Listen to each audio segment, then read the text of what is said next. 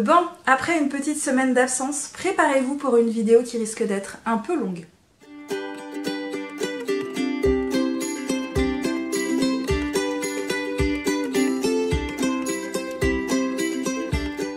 Salut tout le monde, aujourd'hui on se retrouve pour une nouvelle vidéo qui sera le book haul du mois de mars que je vous tourne un petit peu en avance. J'avais prévu de vous le tourner la semaine suivante mais là vu la pile c'était plus possible. Du coup j'ai mis de côté les vidéos que j'avais prévu de vous tourner pour vous tourner le book haul. Les vidéos que j'avais prévues cette semaine, c'est pas grave, ce sera pour la semaine suivante. Parce que autant vous dire qu'au mois de mars, j'ai pas du tout été raisonnable. Mais alors absolument pas. J'ai littéralement fait imploser mon budget. Mon portefeuille ne ressemble plus qu'à une espèce de petite chose toute flétrie et vide. Voilà. Mais voilà, j'ai eu des nouvelles pas très réjouissantes au mois de mars. Voilà, qui m'ont un peu frustrée, qui m'ont un peu déprimée, qui m'ont un peu angoissée. Et toutes ces émotions, pour moi, c'est égal à achat livresque. Voilà, on fait comme on peut. Hein. Voilà. Du coup, vous avez le droit à une bonne vingtaine de livres pour ce mois-ci. Et à mon avis, c'est mal barré également pour le mois d'avril. Mais bon, je suppose que ça vous dérange pas. Du coup, on y va et on commence tout de suite. Je commence donc par Les Furtifs d'Alain Damasio, publié chez Folio SF. Et autant vous dire que le truc est énorme. Il fait 930 pages. 930. Pas loin des 1000 finalement. Alors, ce roman me faisait déjà envie à sa sortie grand format. Mais comment vous dire que je le trouvais très cher quand il est sorti en grand format. Donc je me suis dit, attends un petit peu, voir s'il sort en format poche. Et autant vous dire que quand je l'ai vu en format poche, je me suis un peu beaucoup jetée dessus. Effectivement, il est bien moins cher hein, en format poche qu'en grand format. Puisqu'en grand format, il était à 24 € et en format poche, il est à 11,50 €. Il y a une sacrée différence de prix. Donc ici, on est donc dans un monde contemporain, donc à notre époque, et on y suit des humains parfaitement normaux et des humains qui seraient peut-être pas des humains, enfin on sait pas trop ce que c'est, qu'on surnomme les furtifs. En gros, ce sont, vous savez, ces choses qui apparaissent au coin de votre œil parfois, et quand vous vous retournez, bah, ça n'apparaît plus. C'est comme une image, comme une ombre, comme une forme, une silhouette furtive qui apparaît. Et ça apparaît vraiment n'importe où, n'importe quand, chez vous, ça rentre, ça sort, et tout le monde a un peu peur de ces créatures ou ces êtres humains, on ne sait pas trop en fait ce que c'est. Et donc on va suivre un couple. Ce couple a une petite fille qui a disparu du jour au lendemain, mais alors on ne sait pas du tout comment. Elle a juste disparu, voilà, on ne sait pas où elle est, on ne sait pas ce qu'elle est devenue. Et donc, les parents sont complètement déprimés à mort, hein, on va pas se mentir, les pauvres, ils savent même pas ce qu'est devenu leur fille. Donc le père, qui est, je crois, prof universitaire, d'après ce qui est dit dans le roman, il me semble, lui a énormément de mal à faire le deuil de cet enfant disparu, puisqu'évidemment il ne sait pas ce qu'elle est devenue. Quant à la mère, elle est persuadée qu'elle a été prise par les furtifs ou qu'elle les a suivis. Donc elle accepte de participer à une expédition qui va étudier justement les furtifs. J'en sais pas plus, de toute façon on ne dit pas vraiment plus sur la 4e de couverture, mais à mon avis, vu la taille du roman, ça ne dit que le tiers, ou vraiment que le tout début du livre. Donc voilà. Mais avant de commencer ce roman, je vais d'abord lire La Horde du Contrevent, qui me fait également très envie et qui est du même auteur. Du coq à l'âne, passons à une romance historique avec Séducteur sans scrupules de Anne Stuart, publié aux éditions J'ai lu pour elle, donc dans la collection Aventure et Passion. Et le résumé, je sais pas, il me parlait bien au moment où je l'ai lu, quand je l'ai acheté, donc là pour l'instant ça me parle bien encore. Donc ici on suit une jeune femme qui s'appelle Ghislaine, qui ne cherche qu'une chose, c'est se venger de l'homme qui a détruit sa famille, sauf que ce dit homme qui aurait détruit sa famille, eh bien disons qu'il a d'autres projets pour elle. Voilà, je n'en sais pas plus, mais bon, c'est de la romance historique, il n'y a pas de... Voilà, c'est de la romance quoi. Passons du coq à l'âne, puisque on passe de la romance historique à un beau thriller avec donc La Princesse des Glaces de Camilla Lackberg. Et je crois que c'est le premier tome d'une saga. Non, c'est pas je crois, c'est le premier tome d'une saga de je ne sais pas combien de tomes. Et j'en avais entendu parler sur la chaîne de Stéphanie de Piketty Booking, il me semble. Je crois, je pourrais plus vous dire. Mais voilà, en ce moment c'est vrai que j'ai envie de sortir un petit peu plus de ma zone de confort, j'ai envie de lire un peu autre chose que toujours de la littérature de l'imaginaire. J'aime bien les polars, j'aime bien les polars fantastiques, même si ça reste toujours dans le milieu de l'imaginaire. Voilà, les polars et également un petit peu plus de thriller pour me faire vraiment un avis sur les thrillers, j'ai envie d'en lire un petit peu plus. même si j'ai dû en lire que 2 ou 3 hein, depuis que je lis, mais bon, un petit peu plus ça fait pas de mal. Bref, ici on est donc dans un thriller où on suit une jeune femme qui s'appelle Erika Falk, qui vit dans une petite ville en Suède et qui écrit des biographies. Et un jour, elle va retrouver dans une baignoire une de ses amies d'enfance. Et elle va donc vouloir mener l'enquête puisque apparemment, elle se serait suicidée. Mais bon, c'est pas un suicide. Ce serait pas un suicide finalement. Et elle va donc être accompagnée d'un jeune homme qui s'appelle Patrick Edstone, qui est apparemment fou amoureux d'elle. Et donc tous deux vont mener l'enquête. Je n'en sais pas plus, mais bon, on verra bien. Dans un autre registre, je me suis également procuré Erectus de Xavier Muller, publié aux éditions Pocket. Celui-là me faisait également très envie quand il est sorti en grand format. Mais je me tâtais, j'étais là... Je prends pas, j'hésite, ça a l'air bien, mais je suis pas sûre. C'est pas le genre de roman que je lis d'habitude. Et je me suis dit que j'allais attendre un petit peu, voir si je voyais des retours. Et finalement, c'est un livre qui a quand même pas mal tourné sur les chaînes. Et dans l'ensemble, ça a été de bonnes critiques. Mais bon, j'ai encore attendu un petit peu. Là, j'ai vu qu'il était sorti en format poche et que le tome 2 était sorti en grand format. Donc je me suis dit, ah, c'est l'occasion ou jamais, il me faisait déjà envie, donc je me suis jetée. Et donc ici, on va suivre des personnes qui vont essayer de trouver un remède à un virus qui est en train de se propager dans le monde entier. Et ce virus, il fait pas finalement tant de mal que ça, mis à part vous faire régresser à l'époque de l'homme de Cro-Magnon, donc Erectus. Homo erectus, voilà, à l'époque des Homo erectus.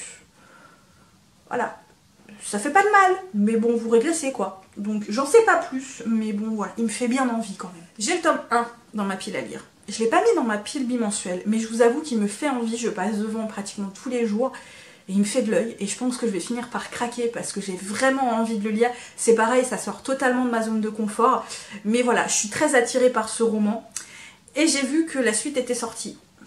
Comment vous dire que bah j'ai pas résisté. Je vous dis, au mois de mars, j'ai résisté à rien. Je me suis donc procuré le tome 2 d'Arsène Lupin, donc ici Arsène Lupin contre Sherlock Holmes, suivi de l'Aiguille creuse, et Arsène Lupin, donc le bouchon de cristal, et la demoiselle aux yeux verts, donc le tome 3, voilà. En fait, les éditions, elles payent pas de mine, hein. C'est juste des éditions assez basiques, c'est voilà, c'est la même charte, voilà, il y a juste la couleur qui change. Mais voilà, j'ai trop envie de lire le tome 1, et du coup je me dis que si j'aime le tome 1, il me faudra le tome 2 et puis le tome 3, et du coup, voilà, j'ai craqué. Je continue doucement, mais sûrement, la collection de Cardcaptor Sakura de chez Clamp, donc dans cette édition trop belle, voilà. Donc là c'est le tome 6, il manque le tome 7, 8 et 9, donc il me manque 3 tomes pour que j'ai du coup la collection complète. Et je vais essayer de me les procurer là les 3 prochains mois, un tome par mois, pour vraiment finir la collection, parce que j'ai vraiment envie de la relire complètement cette saga, ce manga, et on a encore toujours les petites cartes dedans, et voilà, j'aime beaucoup, je trouve ce manga extrêmement mignon, extrêmement adorable, et voilà, ça me rappelle quand j'étais jeune adulte, voilà, quand j'avais 20 ans, parce que je crois que j'ai découvert fin d'adolescence, début de vie d'adulte, et je trouve ça juste trop adorable. J'avais le tome 1, j'avais le tome 3, j'avais pas le tome 2, maintenant je l'ai. Il s'agit donc de Prince Captif, le tome 2, donc le guerrier de C.S. Paca, publié aux éditions Milady. Alors celui-ci je me le suis procuré maintenant pour 2 raisons, parce qu'apparemment je crois qu'il y en a plus, ça se fait plus beaucoup, je crois que donc ça arrive à la fin, je crois hein, que ça va plus être édité, je vous dis ça mais j'en suis absolument pas sûre. Secondo, je vous avais présenté les livres que j'avais vraiment envie de commencer cette année, donc les sagas que j'avais envie de commencer cette année, dont Le Prince Captif, sauf qu'une abonnée m'a dit que ce serait peut-être mieux que j'ai le tome 2, parce que une fois qu'on avait le tome 1, mieux valait lire le tome 2 tout de suite. Voilà, donc bah, je l'ai écouté. Donc si tu passes par là, voilà, tu vois, maintenant je me suis procuré le tome 2. Donc si le tome 1 me plaît bien, je me lancerai tout de suite dans le tome 2.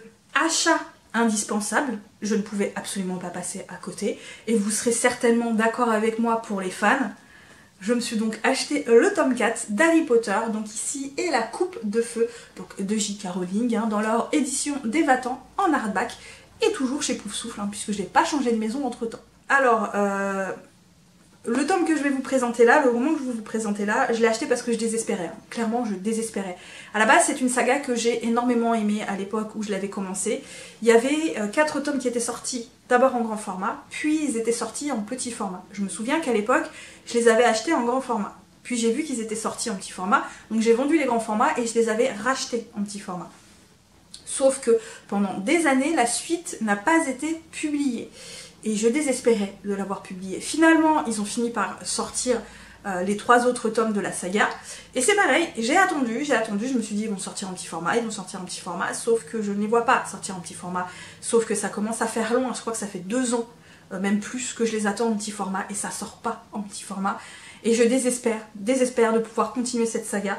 Du coup, j'ai fini par craquer, c'est pas grave, je me les achète en grand format. Ça fera moche dans la bibliothèque, mais au moins je les aurai en format papier. Il s'agit donc ici du 5e tome de Night Runner, donc La Roue Blanche de Lynn Fellwing, publié chez Brajlon. Voilà, donc ici on est dans de la fantaisie pure et dure. J'avais kiffé les 4 premiers tomes, j'avais adoré. J'avais beaucoup aimé le premier tome, mais alors le 2e tome avait été un énormissime coup de cœur. J'avais tellement aimé. J'avais tellement aimé l'univers, j'avais tellement aimé les personnages. Alors c'est une saga qui commence à dater, hein. Donc effectivement, ceux qui aiment de la fantaisie un peu plus récente, ils s'accrochent pas forcément, mais moi j'adore ce genre de fantaisie classique, j'adore, franchement j'adore. Bref, du coup, je me suis acheté le 5e tome en grand format. Maintenant il manque les 2 autres tomes qui seront également en grand format. Je me suis également procuré là des petites lectures feel good qui me faisaient bien envie. En plus c'était des intégraux, donc on a les 3 tomes d'un coup à chaque fois. Et je les trouvais très jolies les couvertures. Donc voilà, le premier, il s'agit de l'intégrale de la trilogie des 3 rêves, donc de Nora Roberts, publiée aux éditions J'ai lu. Donc ici on suit 3 amies qui essaient de s'en sortir dans leur vie. Donc la première c'est Margot qui veut ouvrir une boutique de mode et qui va être soutenue par le séduisant Josh. Ensuite on suit Kate qui est une femme d'affaires redoutable qui doit compter sur un certain Byron pour affronter un scandale financier qui la touche. Et ensuite on suit une certaine Laura qui est mère célibataire et qui essaie de résister au charme de Michael, un attirant. Il est aussi attirant que volage. Voilà. J'en sais pas plus, c'est des lectures feel good quoi. Franchement c'est des lectures feel good qu'on a vraiment envie de lire soit en été, soit quand on a envie de passer un très bon moment, juste pour ce qu'on a envie de feel good, voilà. Du coup dans la même veine, je me suis procuré cette intégrale là, donc L'Hôtel des Souvenirs de Nora Roberts, toujours publié aux éditions J'ai lu. Là pour le coup on suit 3 frères qui décident de racheter un très vieux bâtiment et d'en faire un hôtel. Assez cosy je crois, et évidemment si tout était si simple, mais non, parce qu'apparemment dans cet hôtel il y aurait des fantômes. Voilà, j'en sais pas plus, mais c'est encore du feel good, voilà, c'est encore du feel good. Un nouvel achat, mais carrément indispensable, que je ne pouvais pas attendre d'acheter, puisque j'aime énormément cet auteur, et que je ne résiste jamais à ces romans. Il s'agit évidemment de Disgrâce, de Brittany Setcheri, publié toujours chez Hugo Roman dans leur collection New Romance. Alors ici on suit une jeune femme qui va divorcer de son mari et qui va devoir retourner dans la ville de son enfance, donc une petite ville paumée au milieu de nulle part, les bonnes petites villes, villages américains très puritains. Et elle va y rencontrer un jeune homme qui s'appelle, je ne sais pas, puisque je crois qu'on ne sait pas le nom du jeune homme, Jackson, avec qui elle va se lier d'amitié. Par contre, ce jeune homme est absolument détesté de tout le monde là où ils vivent. Je n'en sais pas plus. Alors, pareil, Piketty l'a chroniqué sur sa chaîne et ça m'a donné envie de le lire tout de suite. Alors qu'à la base, j'avais prévu de lire sa dernière duologie sortie en France que je n'ai toujours pas lue. Voilà, donc je ne sais pas, j'hésite entre celui-là et la duologie. Dites-moi si lequel vous préférez, lequel d'après vous je dois lire en premier, dites-moi, parce que moi je ne sais pas, je suis perdue, mon cœur balance, c'est horrible. Alors, celui-là, ça a été un achat pas compulsif, mais pareil, indispensable. Je savais que je les trouverais dans la librairie en face de mon travail, et que quand j'y suis retournée au travail, bah effectivement j'y suis allée, je les ai trouvés, je les ai pris, j'ai pas cherché plus loin, parce que j'avais lu le tome 2, que j'avais encore une fois adoré. et que je me suis dit c'est pas possible, il me faut la suite tout de suite, je peux pas attendre. Je me suis donc procuré le tome 3 du journal d'un assassin, donc Cheval de Troie de Martha Wells, publié chez La Talente. D'ailleurs, je l'ai lu. Je me suis également procuré le tome 4 avec stratégie de sortie et le tome 5 qui lui est un roman avec effet de réseau.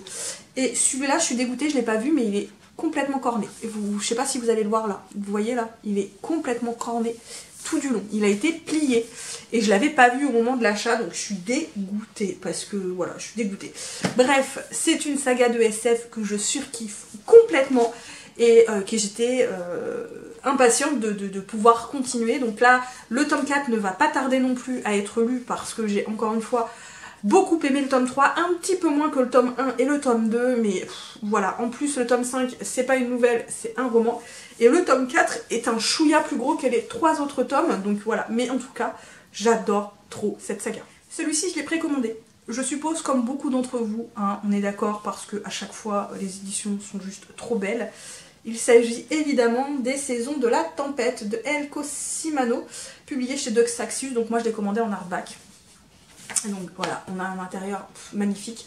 Donc ici, on va raconter l'histoire d'amour entre 2 saisons différentes. Donc je crois que c'est été et hiver.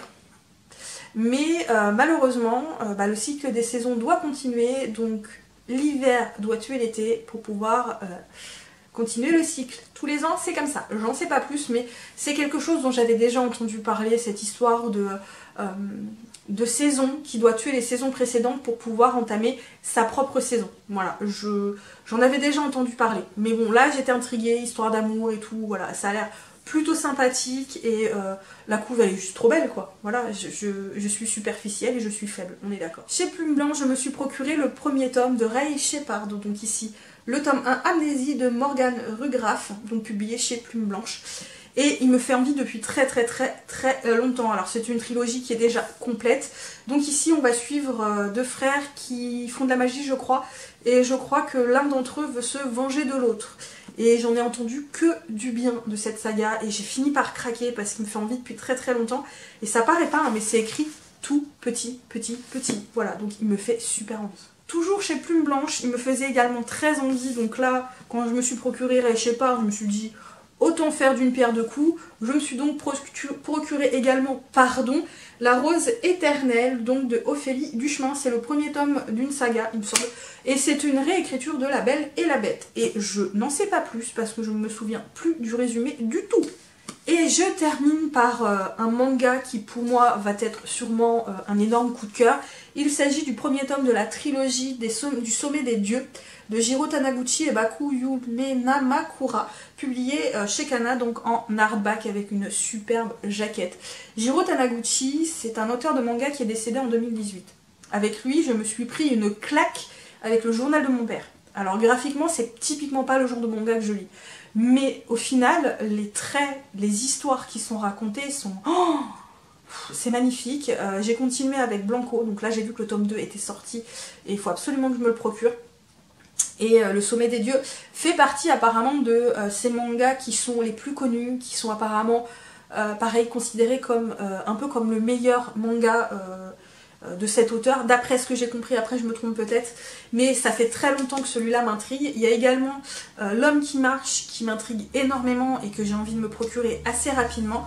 Donc ici on est dans une trilogie où on va suivre un homme qui va décider de franchir des montagnes et en fait les escalader. Donc là il va escalader une montagne qui n'a jamais été escaladée, enfin personne n'a jamais réussi à l'escalader, des gens en sont morts et donc lui va décider de l'escalader et forcément de réussir. Je n'en sais pas plus, mais à mon avis ça va être encore d'une beauté. Regardez-moi, voilà ça, regardez-moi les planches quoi. Regardez-moi ces planches.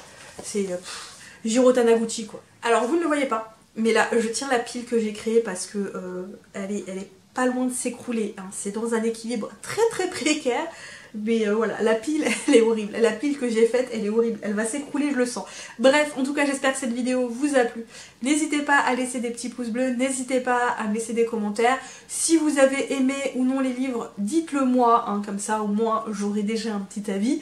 N'hésitez pas non plus à la partager, cette vidéo, et à vous abonner. Et pareil, à me suivre sur d'autres réseaux sociaux. Et moi, comme d'habitude, je vous souhaite de très bonnes lectures et à très bientôt pour une nouvelle vidéo. Bye bye.